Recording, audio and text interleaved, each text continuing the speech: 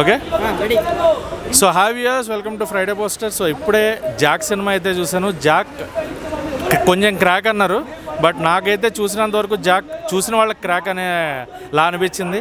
సిద్ధు గారి పెర్ఫార్మెన్స్ తప్ప సినిమాలో ఏమీ లేదు. ఆయన వన్ మ్యాన్ షో చేసుకున్నాడు.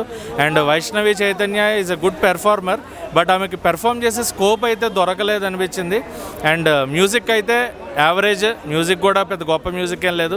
ఒక్క భాగ్యనగరం సాంగ్ తప్ప స్టార్టింగ్ నుంచి ఇంకేం లేదు.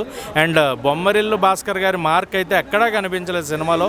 అండ్ రా అనేది మనకి దేశాన్ని కాపాడే వింగ్స్లో ఒక చాలా ఇంపార్టెంట్ కీ రోల్ ప్లే చేసే వింగ్. ఆ వింగ్ కూడా చాలా కామెడీగా, చాలా సెన్సిటివ్గా, ఫన్నీగా చూపించారు. అది నాకు అస్సలు నచ్చలేదు. దాన్ని ఎంతో పవర్ఫుల్గా చూపించవచ్చు. సో రాలో జాయిన్ అవ్వడానికైతే this is not the way.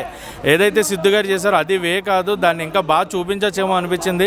And rest of the film Siddhu గారు ఒంటి చేత్తో భుజాల మీద వేసుకుని వెళ్ళారు. సో ఆయనకు ఉండే కోరిక ఏంటి అంటే ఎప్పటికన్నా రాలో జాయిన్ అవ్వాలి, రా ఏజెంట్గా కనబడాలి అని. సో రాలో జాయిన్ అయ్యారా, అవ్వడానికి ఏం చేశారు అనేది సినిమా కాన్సెప్ట్. గట్టిగా మాట్లాడాలంటే ఇంతకు మించి సినిమాలో ఏం లేదు. స్టోరీ గొప్పగా నెరేట్ చేసే స్టోరీ ఏం లేదు. సో ఓవరాల్గా సినిమాకి రేటింగ్ ఇవ్వాలి అంటే 5కి 2 రేటింగ్. ఆ 2 రేటింగ్ కూడా కంప్లీట్గా సిద్ధు గారి పెర్ఫార్మెన్స్కి మాత్రమే ఇస్తున్నాం. అండ్ నెక్స్ట్ బొమ్మరిల్లు భాస్కర్ గారు నెక్స్ట్ చేసే సినిమాలు మీరు మార్క్ అయితే ఎక్స్పెక్ట్ చేస్తున్నాం.